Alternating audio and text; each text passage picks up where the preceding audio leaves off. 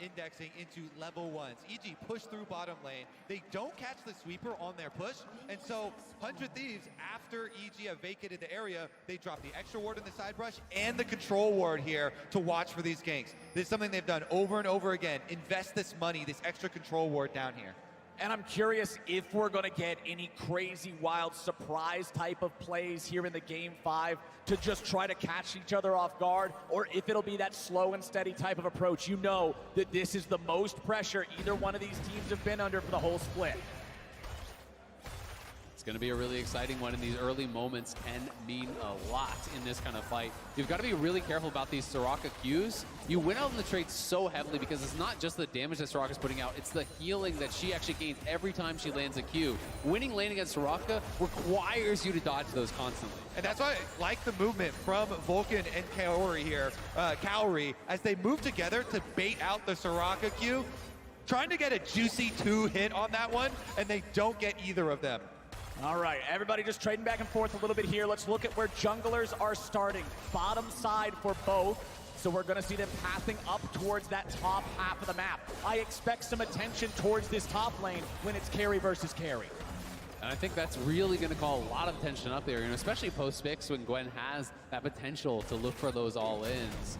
This is going to get really, really scary. For Impact, he's going Grasp as expected. You kind of need that early game power. Can't go first strike. It's too greedy in this type of matchup. Meanwhile, we are going to have Closer pathing up towards the top side of the map.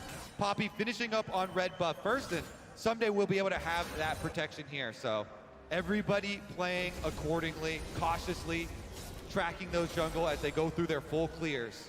Meanwhile, JoJo on the back foot here in mid lane early on. Abadaga controlling that lane, controlling that 1v1.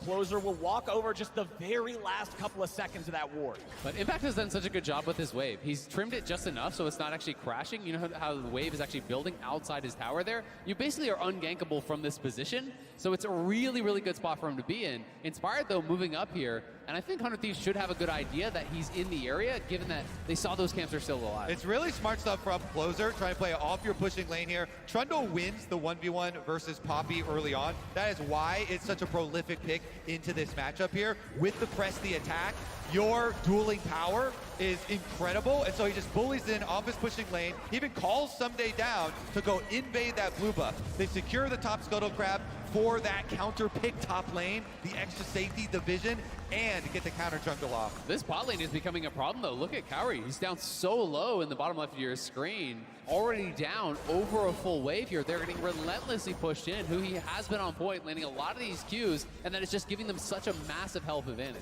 Yeah, and when we're talking about health, it's one of the differences when you're comparing Soraka to other enchanters. She's all about healing. She's just this battery of health compared to shields, which are a much more temporary function, right? Lulu can protect you, but it's got to be timed right. Soraka, heal, heal, heal, heal, keep you topped off, keeping everything feeling good as long as you're landing those stars like you were talking about.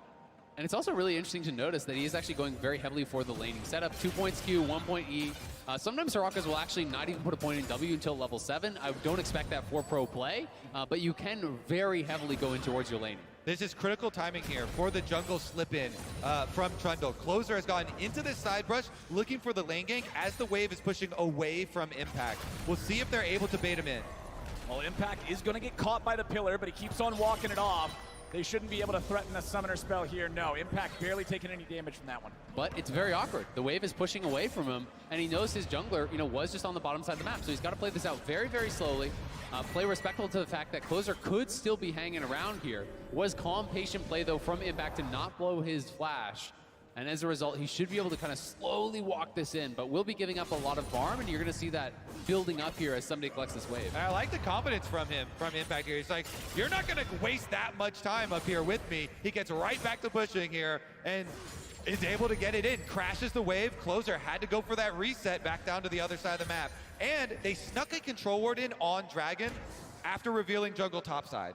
Exactly. So Impact gets that shoved up. He's back in base. He gets to go back with his purchase, get that sheen. That's what Gangplank loves to see on first buy. And now he'll use his TP to get back into the top side. Yes, he's down a bit of farm, but he's got a lot of lane power now. I'm also interested to see how early Cowrie actually picks up an Executioner's Calling, you know, assuming he's going to be doing that, because you have Trundle, you have Hui on the Soraka, you're going to have a Shield Blow first item from FBI, you have a lot of sustain as well from Someday, who already has a Leeching Leer. He's going to be going towards Riftmaker. Anti-heal is paramount in this matchup. And Sivir is so good at applying it. With physical damage bouncing around in AoE so effectively, it's actually a very cheap pickup. Whereas if you went with the support item, the Putrefier, it would actually take a very long time to get it. Okay, we have a potential roam coming out from EG. Jojo's gonna walk his way up towards top side. Inspired also looking for a lane gank angle, but he was right on top of a ward. 100 Thieves knows where he's at. And you're getting payment for that vision. Investing in vision gets you awards on the bottom side of the map. Dragon started up. That one will be taken easily by Closer. Trundle, one of the best champions at just soloing these. Even get some support from Hui walking up. It looked like the idea there is, yeah, have Impact shove it up. Someday might hit 6, go for the Ghost all in play, counter him with Inspired, but 100 Thieves just, no, they're ready to play it cool, go for the objective. Nice early Drake, 7 minutes in, no contest. It's critical to get the Dragon off the map. During this time period, Gangplank just hit level 6. So you know they're looking for that cross-map play again with Impact. And it's so important as well that 100 Thieves have a lane to actually play around, because we've seen in the games that go bad for them, they are losing all of these lanes very heavily. But the bot lane here, FBI and Hui, have been very, very strong on the 2v2 thus far. That gives you the pressure, that gives Closer the easy in to take that first Dragon. Alrighty, boys. Alrighty. Still no kills on the map.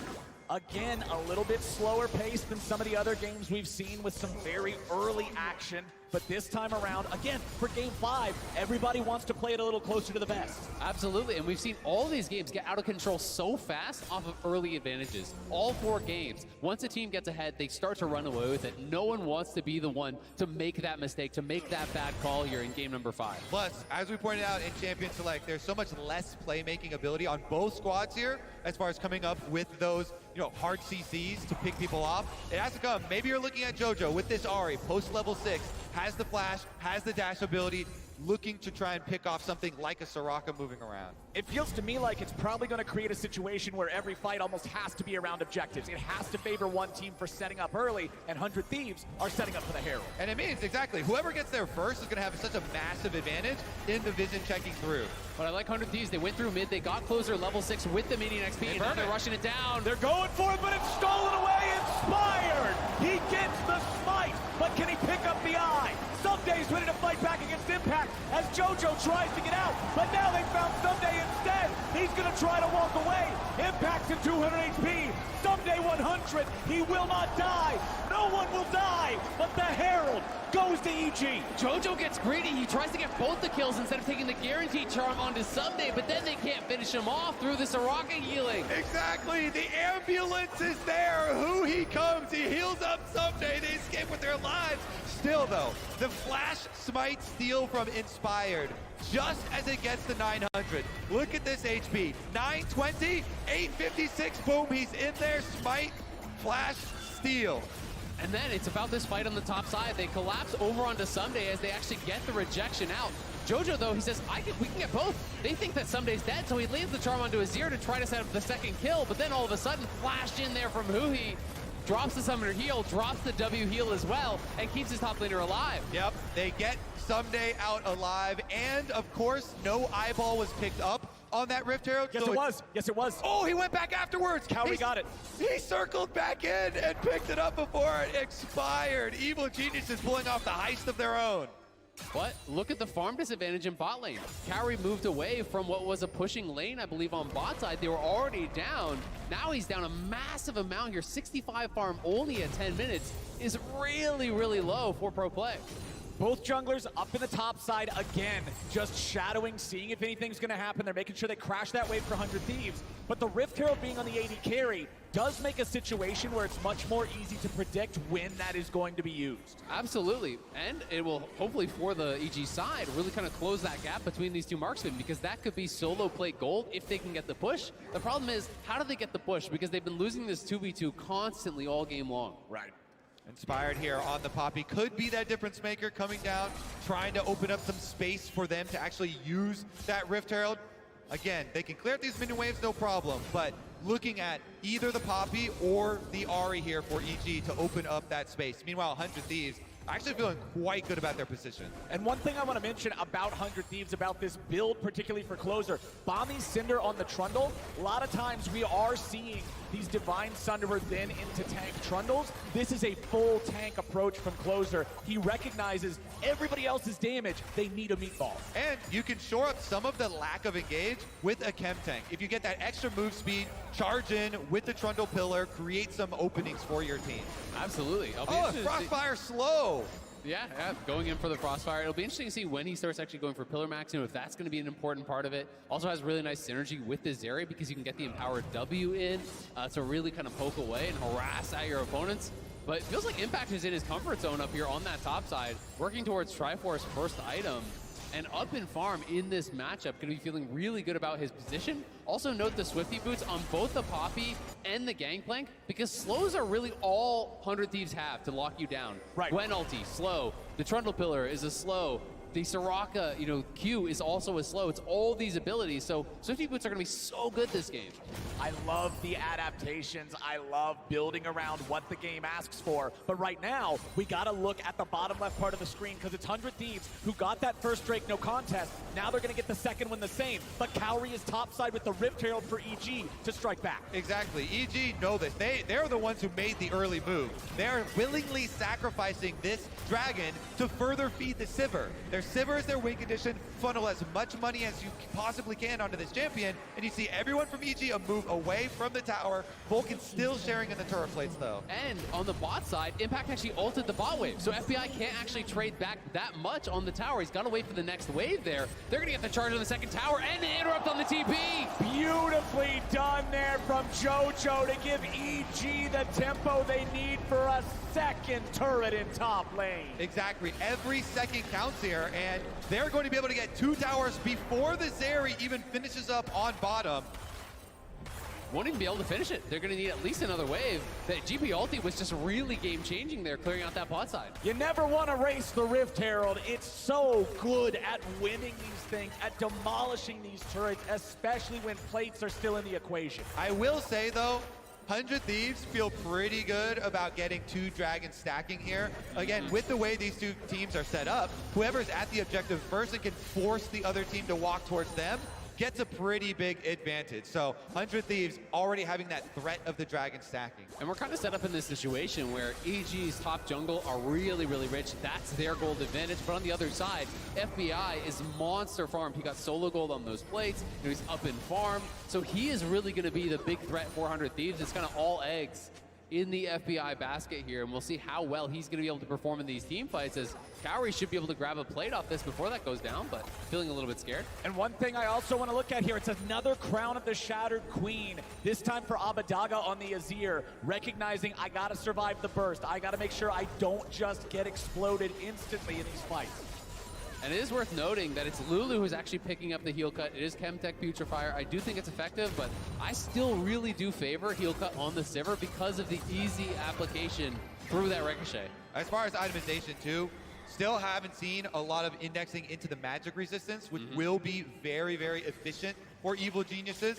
You know, the 100 Thieves AP carries already have to start thinking about what is going to be built by their opponents. Absolutely, but I am expecting that more as a second item thing. You know, I do think GP could go in for a Hexshrink or second. I think you can see even Banshee second on JoJo if they want to try to answer that. You know, and it is going to be very, very efficient. Plus, you see a Ruby Crystal and Inspired, I expect that to be Force of Nature or something similar, like some big MR item to make sure you can survive on that front line. Bottom lane tier 1 turret, finally going to go down. They can't save it any longer. Money going over to FBI on that one as EG goes for the second Herald. Yeah, more Rift Heralds for EG means more pushing power, open up this match, try and snowball the gold lead here before 100 Thieves get that extra pressure on Dragons.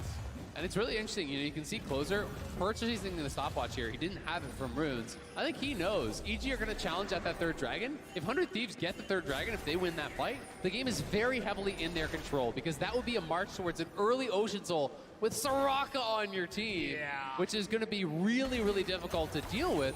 So these teams are going to try to get as powerful as they possibly can for this next big fight. Yeah, and the key there is to replace all this vision around Dragon before it expires. You keep up this very deep ward line, because that makes it way safer for you to move in, again, 1 minute before the Dragon, replace those, and set up properly.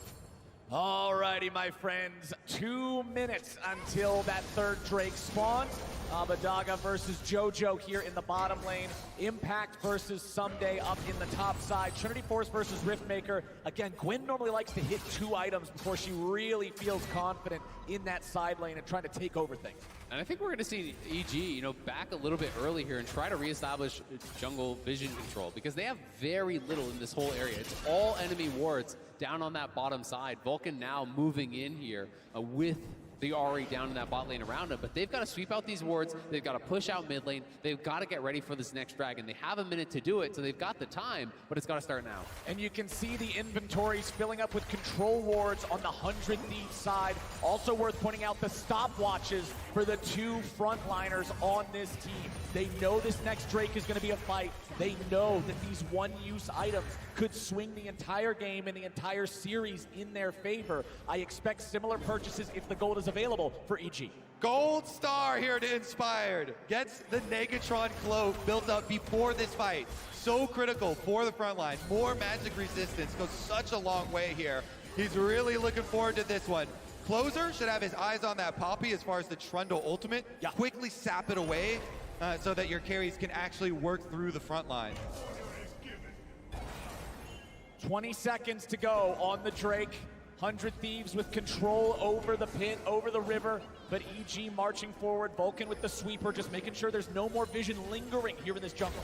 And Kauri has first push on mid, and a big chunk on FBI does mean a lot. There is honey fruit there, though. They're going to drop Herald mid, try to draw a response from 100 Thieves here, and then use that to bully their way into the river. Meanwhile, you keep your split push going there. Someday on the Gwen, trying to work up to the tower. All right, the tower being dealt with by the Herald. EG moving down into the Drake pit. It's Abadaga's job to deal with the Herald, get that out of the way.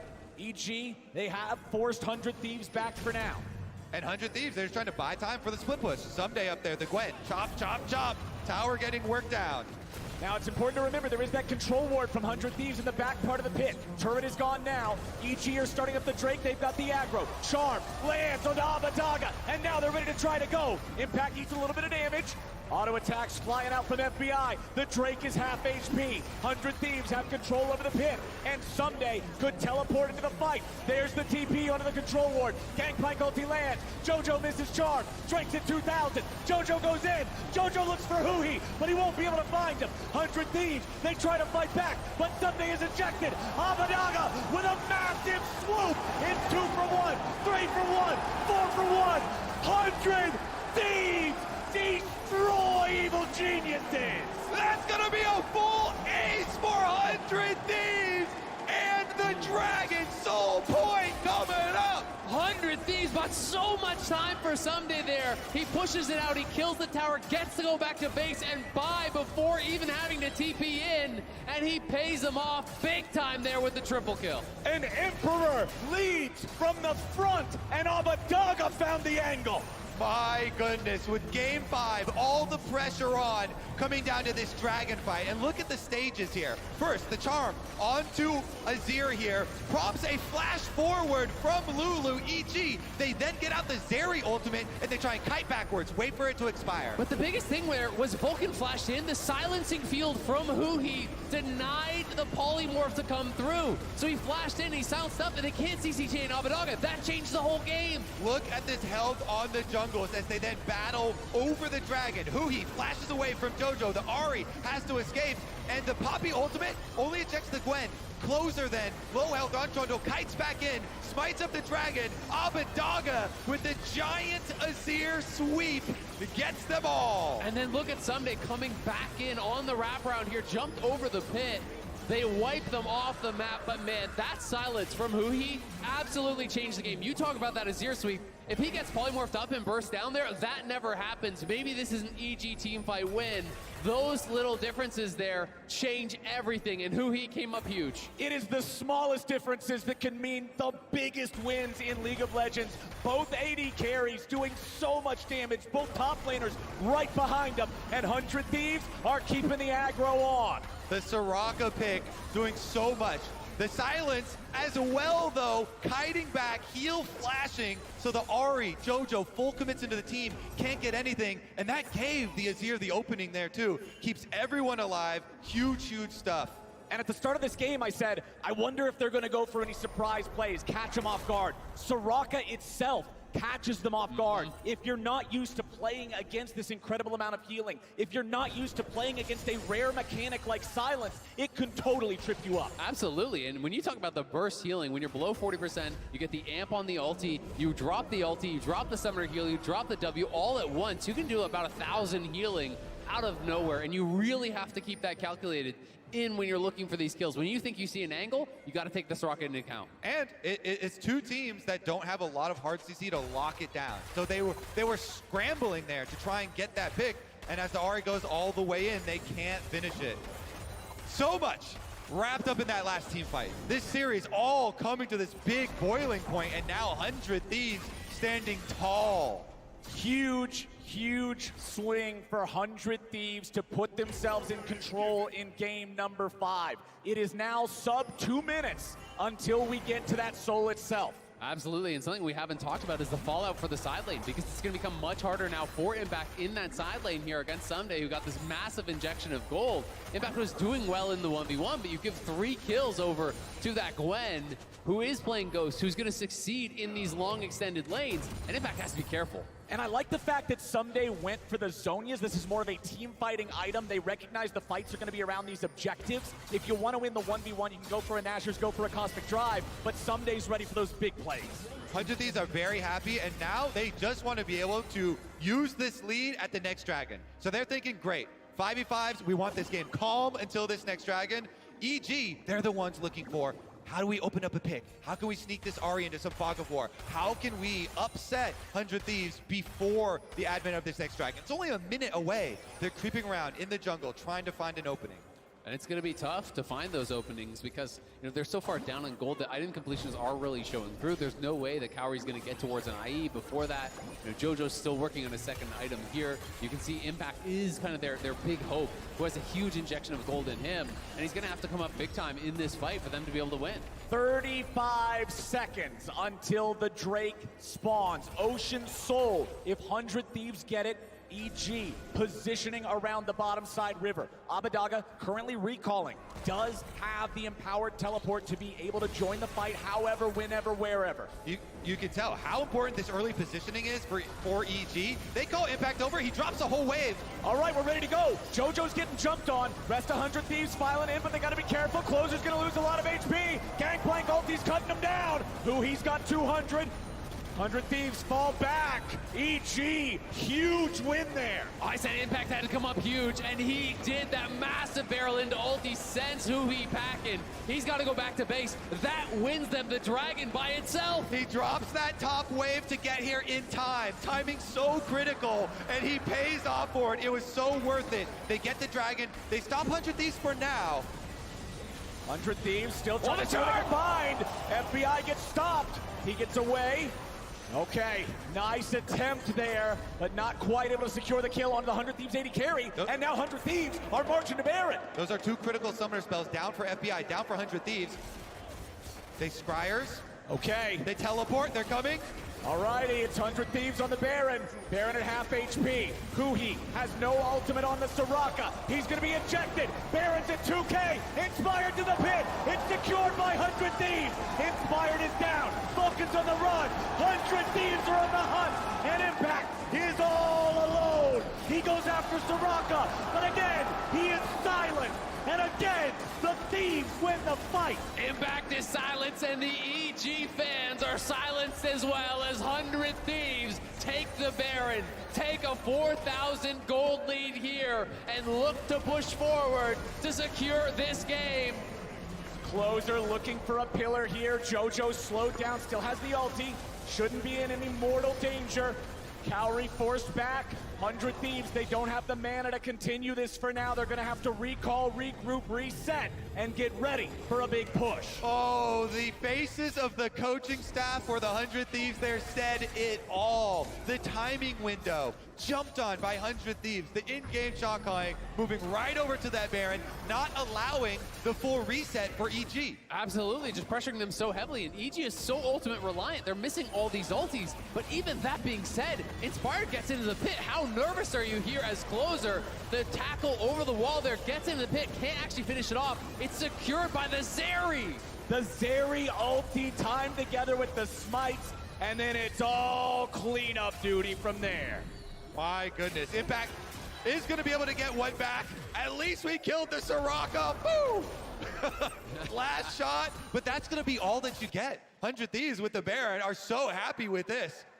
And just look at the reactions there from Hui and FBI. They know how much that fight meant for their championship hopes. All right, so let's assess the situation here on the Rift. 4,500 gold lead for the Thieves. Baron for another 70 seconds. It will not last until the Drake spawns, so they won't be able to fully secure control over the pit for the Soul, but they should be able to knock down some of these remaining turrets and build the lead. Absolutely, and Inspired's trying to threaten a flank here. They're trying to threaten the push, the wraparound here, but it's being marked on both sides, and EG have no deep vision. Yeah, 100 Thieves, this 4-1 split push.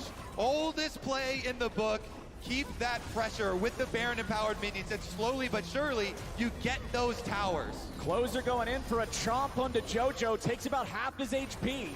And they're trying to force JoJo to use his ulti there. He's very patient, he holds on to it, does back it up, but he's low on health. It's up to Cowrie now, who's getting chunked down to try to clear this up.